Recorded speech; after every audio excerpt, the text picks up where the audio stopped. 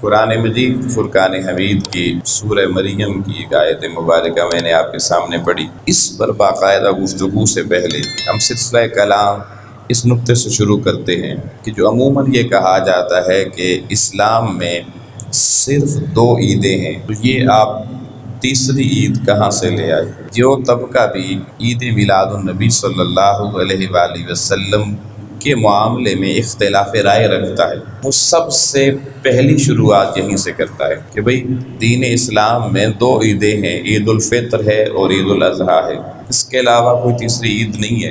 تو یہ آپ کا کیسا عقیدہ ہے کہ جس میں آپ ایک تیسری عید کو بھی لے آئے بیچ میں، اس کا جشن منا رہے؟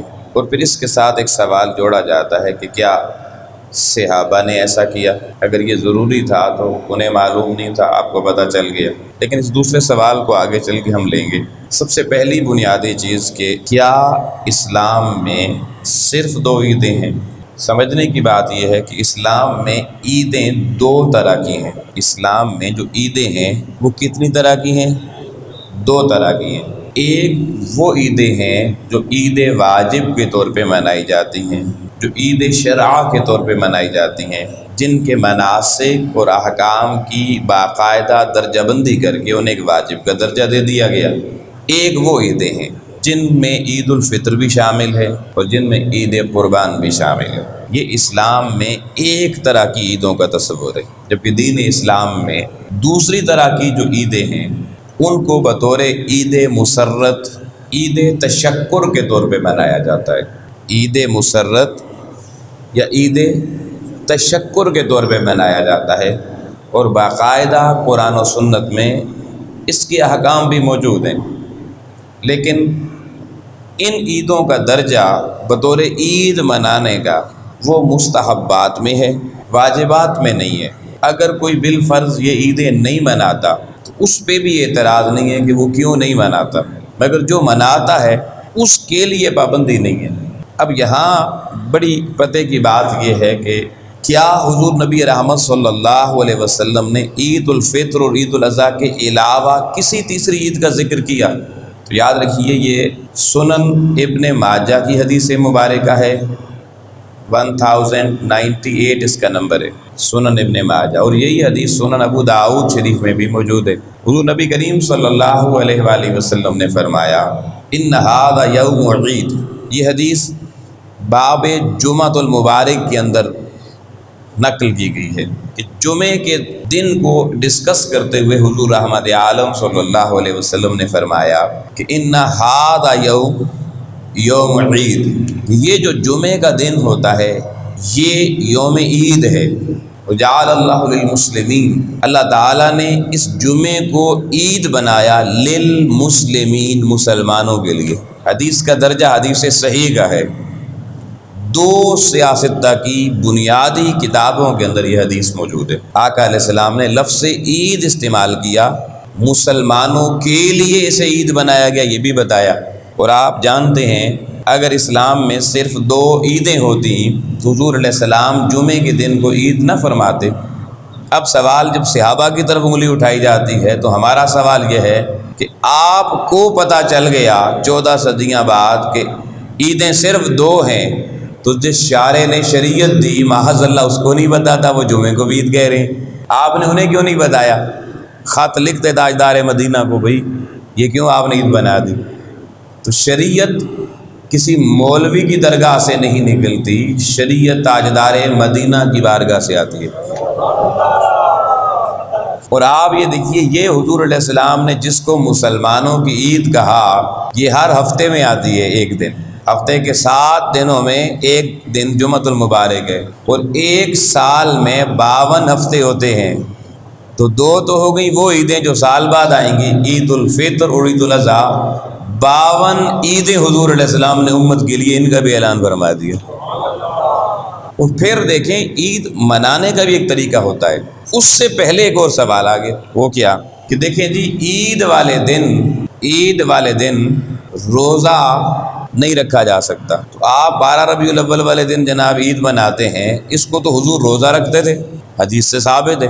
حضور علیہ السلام تو ہر پیر والے دن، ہر سوموار والے دن اپنی پیدائش کے یوم کو سامنے رکھ کے روزہ رکھا کرتے تھے۔ تو کہنے والے کہتے ہیں جی اگر آپ کو اتنا ہی شوق ہے تو آپ اس کو عید نہ کہیں، اس کو روزے والا دن کہہ دیں، روزہ رکھا کریں۔ کیوں؟ دلیل یہ دی جاتی ہے کہ عید والے دن روزہ نہیں رکھا جا سکتا، شریعت نے منع کیا ہے۔ تو ایک طرف شریعت عید والے دن روزہ رکھنے کی اجازت نہیں دیتی، اور 12 ربیع الاول ہو یا سوموار کا دن ہو، حضور تو روزہ رکھ رہے ہیں، تو پھر عید کیسے ہوئی؟ سوال ہے نا جی، پھر عید کیسے بنی؟ تو آئیے اس کو بھی ایڈریس کرتے ہیں کہ یہ عید کیسے بنی۔ حضور علیہ السلام نے جمعۃ المبارک کو عید فرمایا، یہ تو میں نے حدیث پڑھ دی، آپ نے سن لی۔ اب سوال یہ ہے کہ کیا حضور علیہ السلام نے جب جمعے کو عید فرما دیا تو کیا جمعے والے دن روزہ رکھنے سے منع فرما دیا؟ اب رمضان میں جمعہ آئے تو آپ کہیں یہ تو عید ہے جی ہم روزہ نہیں رکھتے، تو روزہ چھوڑ سکتے ہیں؟ تو پتہ چلا وہ حکم صرف عید الفطر اور عید الاضحیٰ، وہ میں نے کہا ہے ہی عیدوں کی دو اقسام، وہ جس قسم سے بلانگ کرتی ہیں اس میں روزہ نہیں رکھا جا سکتا، مگر جمعے والا دن ہو یا میلاد النبی والا دن ہو، یہ جس عید سے تعلق رکھتی ہیں اظہار تشکر والی عید، اس میں حضور علیہ السلام نے روزہ رکھنے کی شرط نہیں لگائی۔ جمعہ بھی آپ پڑھتے ہیں روزہ نہیں رکھتے، اور 12 ربیع الاول کو بھی حلوے گجرے کھاتے ہیں روزہ نہیں رکھتے، عید ہوتی ہے۔ یاد رکھیے اگر پیغمبر اکرم صلی اللہ علیہ وسلم جمعے کو مشروط کر دیتے کہ آپ روزہ نہیں رکھ سکتے، پھر یہ اعتراض 12 ربیع الاول کی عید پر ہوتا تو درست تھا، مگر آقا علیہ السلام نے جمعے کو عید بھی قرار دیا، روزے کی پابندی بھی اٹھا دی۔ اب روزہ رکھ کے جمعے والے دن بھی آپ جمعے کی عید منا سکتے ہیں، اور روزہ نہ رکھ کے بھی منا سکتے ہیں، ہر دو صورتوں میں جمعے کی عید منا سکتے ہیں۔ اچھا عید مناتے کیسے ہیں؟ اب عید الفطر ہو، عید الاضحیٰ ہو، چلیں وہ میں نے کہا وہ عید جو ہے نا شرع میں جس کے مناسک طے کر دیے گئے وہ عید الفطر اور عید الاضحیٰ ہے، اس سے ہٹ کے جو مناسک طے شدہ نہیں ہے، سنن ہے اس عید کی خوشی منانے کی، اس کے لیے ہم کیا کرتے ہیں؟ عید والے دن صبح اٹھتے ہیں، غسل کرتے ہیں، غسل کر کے پھر نئے اچھے صاف ستھرے کپڑے پہنتے ہیں، خوشبو لگاتے ہیں، مسواک کرتے ہیں، بن ٹھن کے پھر نکلتے ہیں نا عید پڑھنے کے لیے۔ اب یہ تو عید کی تیاری ہو گئی، طریقہ ہو گیا عید الفطر اور عید الاضحیٰ کا۔ اب حضور علیہ السلام نے جمعے کو بھی سید الایام کہا اور یوم عید کہا۔ اب جمعے والے دن جب حضور علیہ السلام نے جمعے کو عید قرار دیا تو ساتھ ہی حضور علیہ السلام نے ارشاد فرمایا کہ من جاء بالجمعۃ، اب جو جمعہ پر جانے لگے فلیغتسل، پہلے غسل کرے۔ اب غسل کر لیا، فرمایا علیکم بالسواک، پھر لازم ہے کہ جمعے کی تیاری کر رہی ہو، عید کا دن ہے، اچھے طریقے سے مسواک بھی کرو، مسواک بھی کرو۔ اور پھر فرمایا کہ وَإِن، اب سننا بڑا خاص حضور علیہ السلام کا جملہ، آقا علیہ السلام نے فرمایا کہ اگر تم میں سے کسی کے پاس خوشبو ہو، کیا؟ اب ہر بندے کے پاس خوشبو نہیں ہوتی، بعض خوشبوئیں بڑی مہنگی ہوتی ہیں، بعض لوگوں کے پاس 10 روپے بھی خرچ کرنا مشکل ہوتے ہیں، تو فرمایا جس کے پاس خوشبو ہو وہ ہمارے جمعے سے پہلے، جمعے سے آنے سے پہلے خوشبو بھی لگایا کرے۔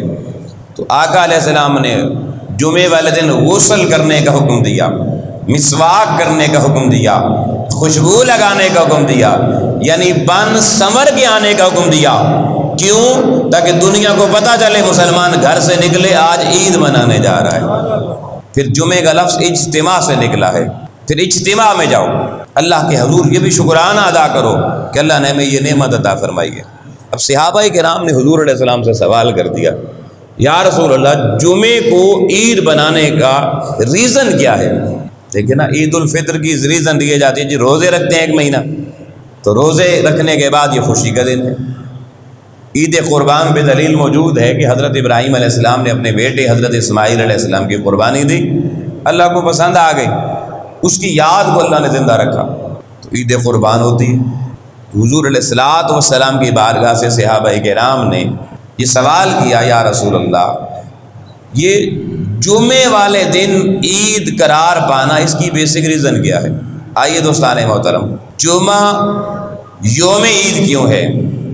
سنن ابو داؤد شریف کی حدیث ہے، 4200 کچھ نمبر ہے اس کا، یہ بھی سیاستہ میں حدیث موجود ہے کہ امام النبی علیہ السلام نے فرمایا جمعے والا دن، فرمایا خیر اليوم طلعت الشمس فیہ، کہ سب سے بہتر دن ہفتے کا دن، جس دن کا سورج سب سے زیادہ امت کے لیے بہتری لے کر طلوع ہوتا ہے، فرمایا یوم الجمعہ، یہ جمعے کا دن ہے، خیر والا دن ہے۔ اس دن کا سورج، آقا علیہ السلام نے فرمایا سارے ہفتے کے 6 دنوں سے بہتر سورج اس دن طلوع ہوتا ہے۔ حالانکہ سورج وہی ہوتا ہے، طلوع اسی مقام سے ہوتا ہے، مگر اس دن کی فضیلت میں اس کی روشنی کو بھی فضیلت مل گئی۔ یہ بات کر کے امام الانبیاء علیہ السلام نے اب ریزن اور وجہ بتائی کہ عید کیوں منانی ہے۔ فرمایا فی خلق آدم، اللہ نے اس دن حضرت آدم علیہ السلام کو پیدا فرمایا۔ اس کو پیدا فرمایا، پھر فی ادخل الجنہ، اسی دن آدم علیہ السلام کو اللہ نے جنت میں داخل فرمایا، اور اسی دن جنت سے زمین پر بھی لایا۔ اور پھر آقا علیہ السلام نے آخری جملہ فرمایا قیامت اس وقت تک نہیں آئے گی جب تک یہ جمعے والا دن نہیں ہوگا، قیامت بھی جمعے والے دن آئے گی۔ اس لیے اہل ایمان کو جمعے والے دن اپنے گھروں میں بلایا۔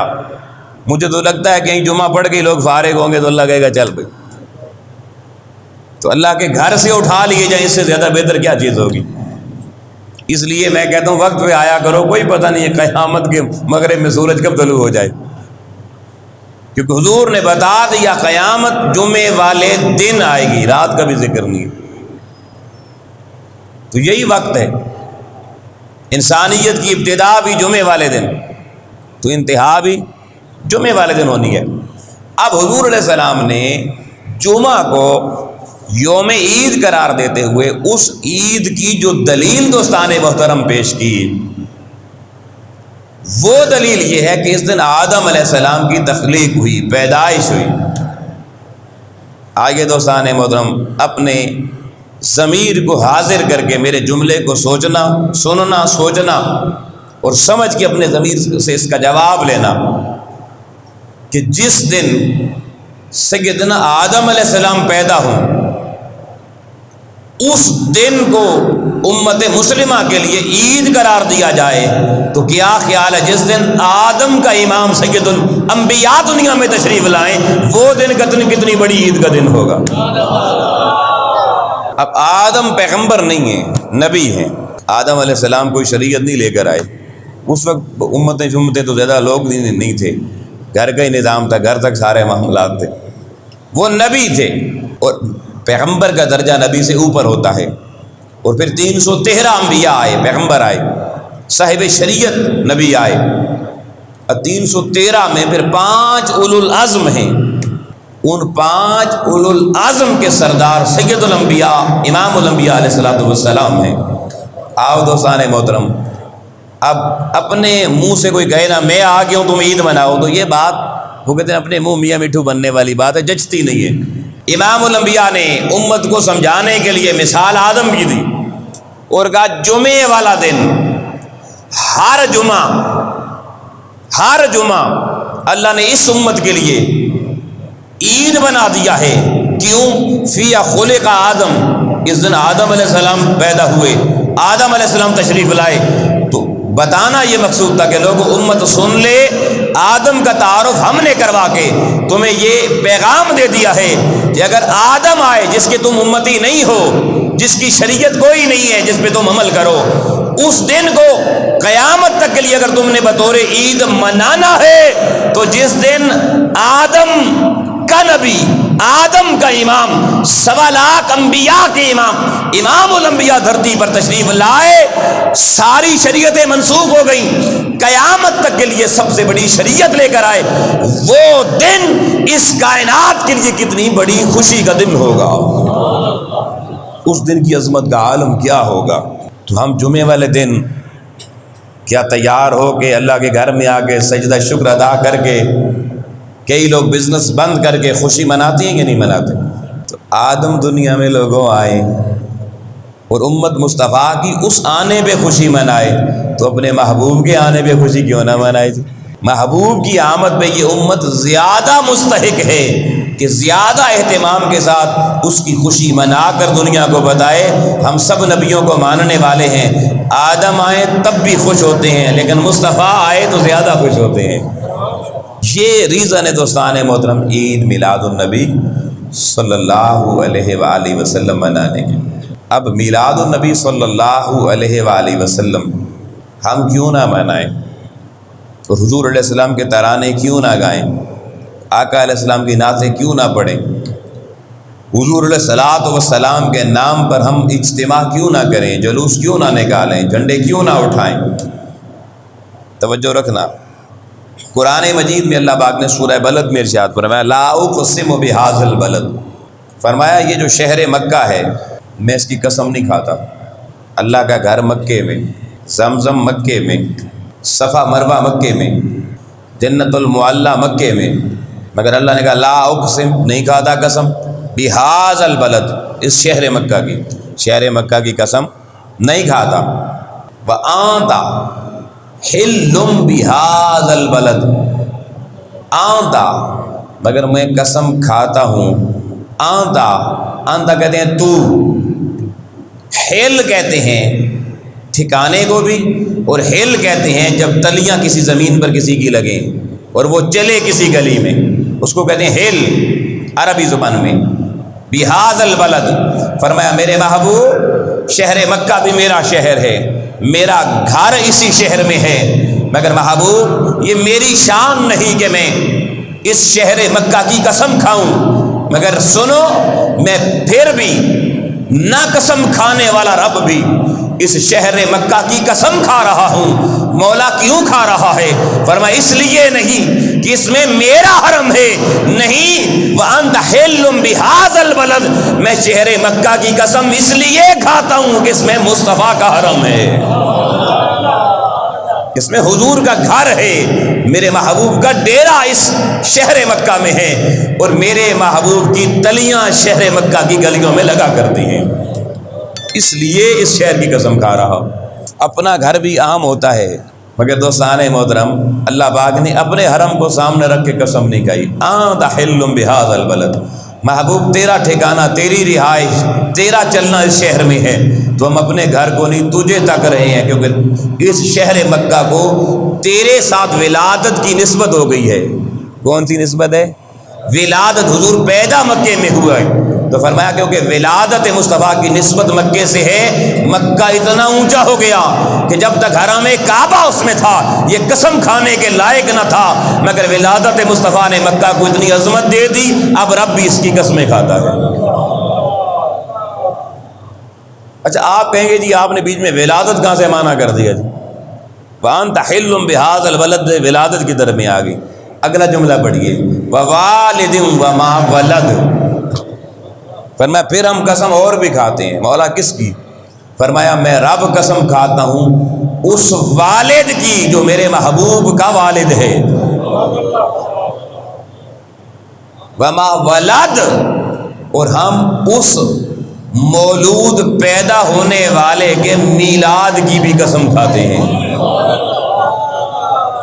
اس تولد اختیار کرنے والے، اس والد کی آنگن میں پیدا ہونے والے اس محبوب خدا کی آمد کی بھی قسم کھاتے ہیں۔ تو میلاد مصطفیٰ کی قسم اس آیت میں کھائی اللہ پاک نے۔ اب کسی نے کہا نہیں جی آپ نے ترجمہ غلط کر دیا جی، والد فلانے مفسر نے لکھا ہے اس سے مراد حضرت ابراہیم علیہ السلام ہے، کسی نے لکھا اس سے مراد حضرت آدم علیہ السلام ہے، کسی نے لکھا اس سے مراد حضرت اسماعیل علیہ السلام ہے۔ اب اس نقطے کو سمجھنا دوستان محترم، والد، اور میں قسم کھاتا ہوں ہر اس والد کی جو میرے مصطفیٰ کا والد ہے۔ عزیزان محترم، کہ آدم علیہ السلام سب کے والد نہیں ہیں؟ حضور کا شجرہ بھی آدم علیہ السلام تک جاتا ہے یا نہیں؟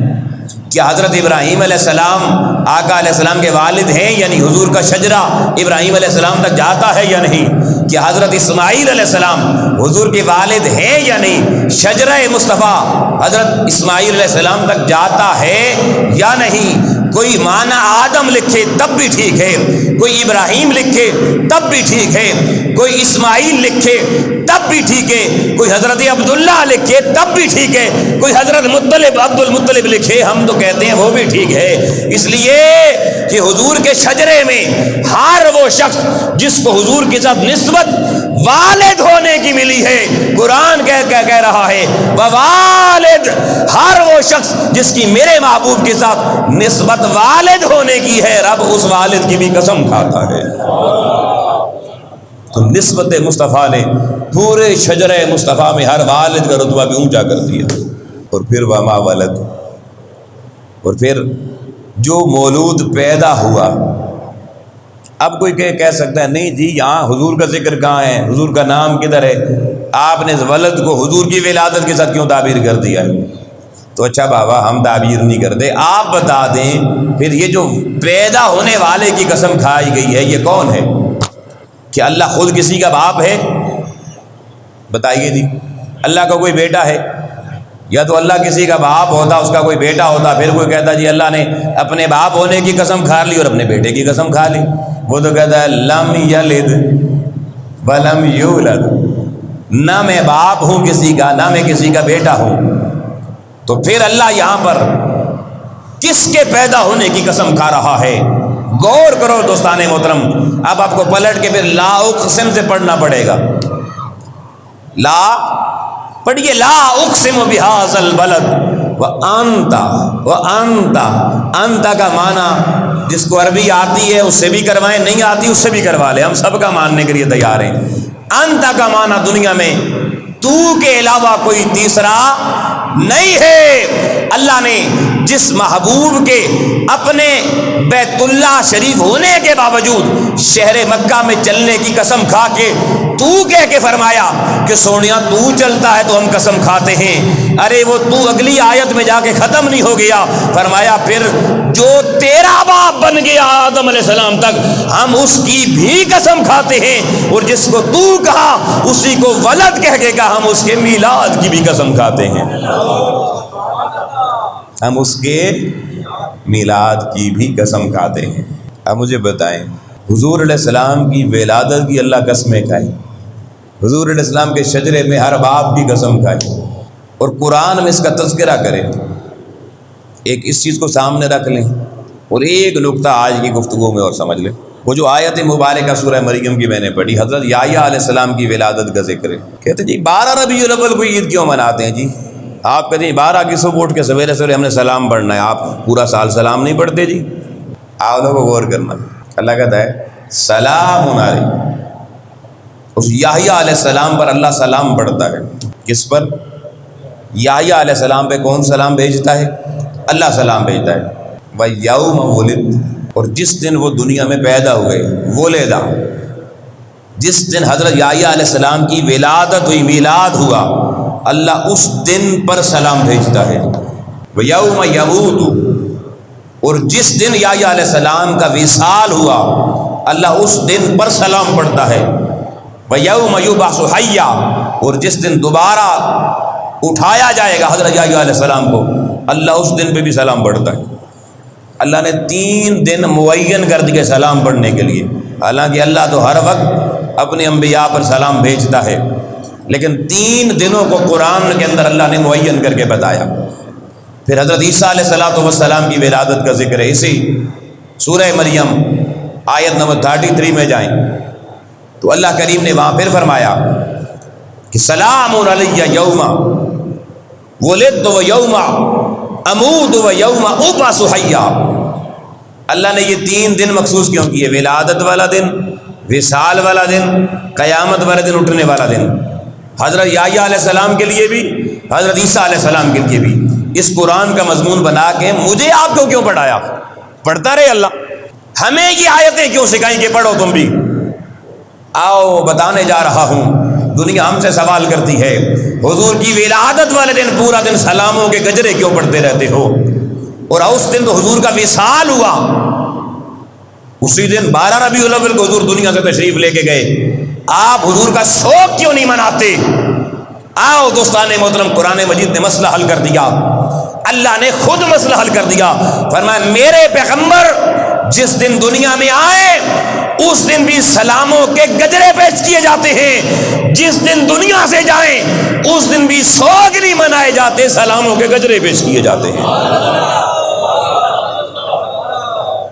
اس دن بھی سلام پڑھا جاتا ہے۔ ان کی موتیں تمہاری موتوں کی طرح نہیں ہوتی، تم اپنوں کے سوگ منایا کرو، مگر جو اللہ کے انبیاء ہیں قاعدہ قرآن نے بتا دیا، ان کی ولادت والے دن، ارے ہم تو بندے، ہم سلام کیوں نہیں پڑھیں گے؟ اس نے پڑھنے کے لیے تو قرآن میں اپنا پڑھنا ہمیں بتایا ہے۔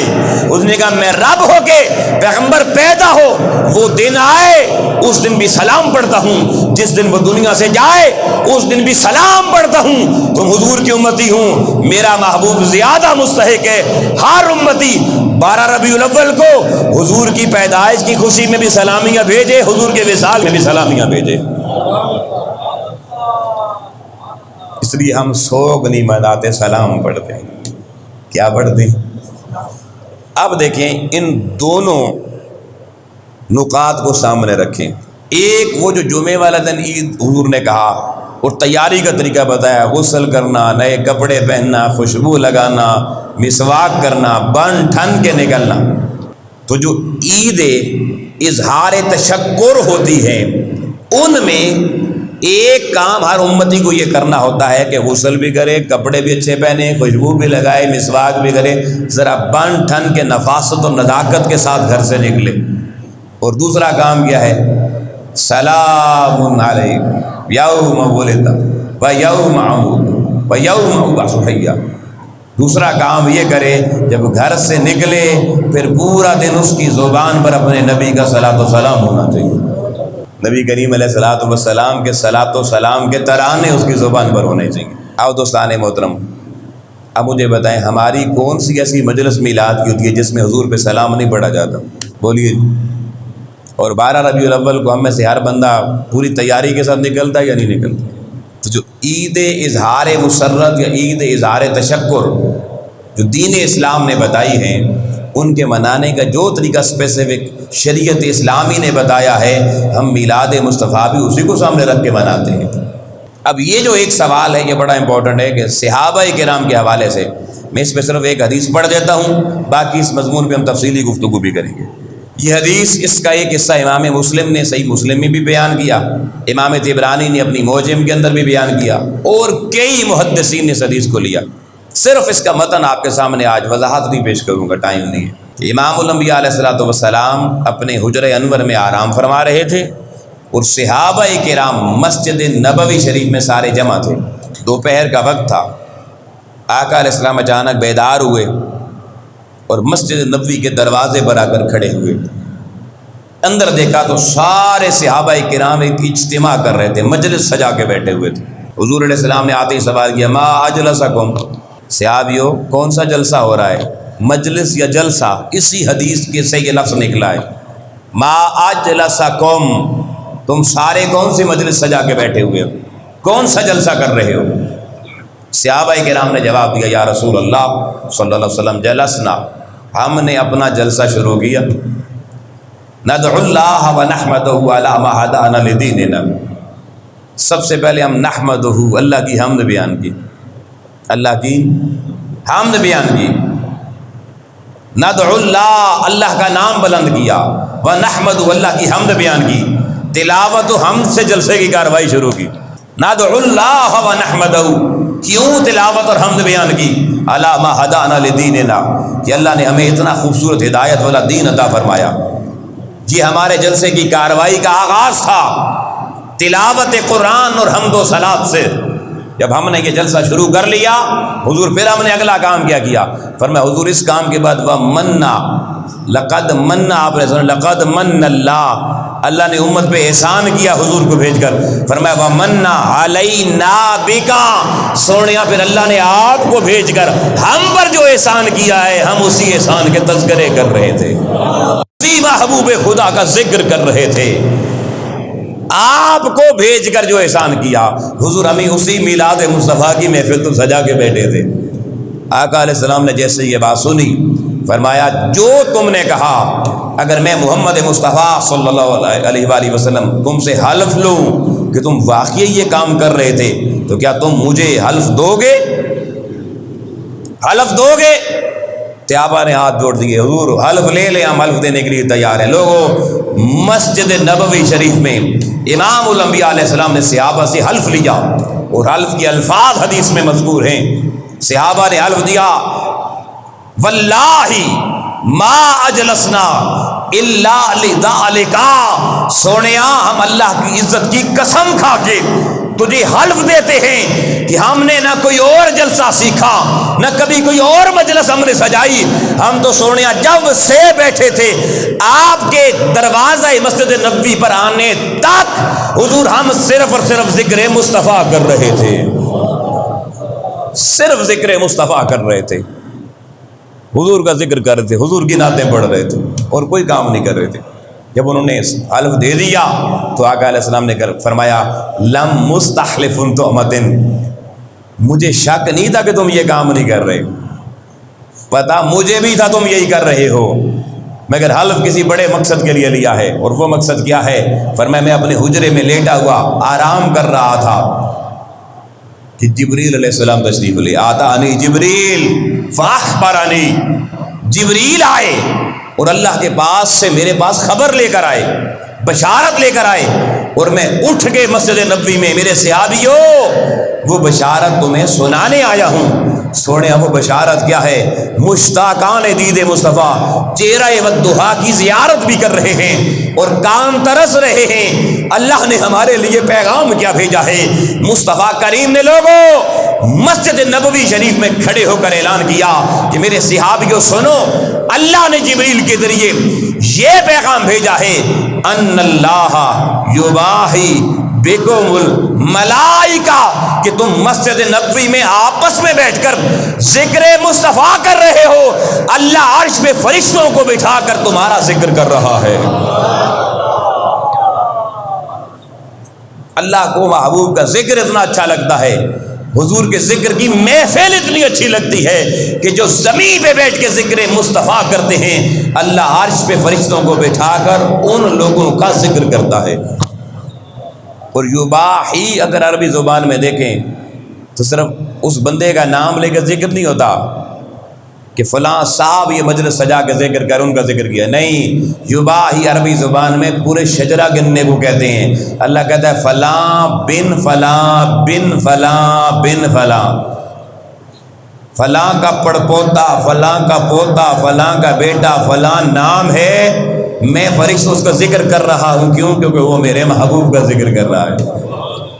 لوگوں، ذکر مصطفیٰ میں آپ جیسے عاصیوں کو کتنا اونچا کر دیتا ہے، جنہیں گلی میں کوئی سیدھے منہ سلام نہیں کرتا، ذکر مصطفیٰ کر لیں ذکر عرشوں پہ چلا جاتا ہے، کتنی بڑی شان مل جاتی ہے۔ تو حضور علیہ الصلوۃ والسلام کے جشن میلاد النبی کا مہینہ ہے، اس کو پورے اہتمام کے ساتھ منائیے۔ ہر روز اپنے گھروں میں 10 منٹ کے لیے صحیح اپنے بچوں کو باوضو ہو کے بٹھائیے، ان سے درود و سلام پڑھوائیے، حضور کا ذکر ان کے سامنے کیجیے، تاکہ ہر روز آپ کے گھر سے جب اللہ کی بارگاہ میں نامہ اعمال جائے اس میں لکھا ہوا ہو کہ یہ ذکر مصطفیٰ کر رہے تھے، پھر ہر روز عرشوں کا راہی فرشتوں کو عرش پہ بٹھا کے تمہارا ذکر بھی کرے گا۔ آئیے اپنی زندگی حضور علیہ السلام کے ذکر کے ساتھ مربوط کر لیجئے۔ اللہ پاک کی ذات ہمیں ذکر محبوب کائنات علیہ الصلوۃ والسلام کے ساتھ متصف و متصل ہونے اور ہر طرح کے منفصل ہونے کو ختم کرنے کی توفیقات نصیب فرمائے۔ وآخر دعوانا الحمد للہ رب العالمین۔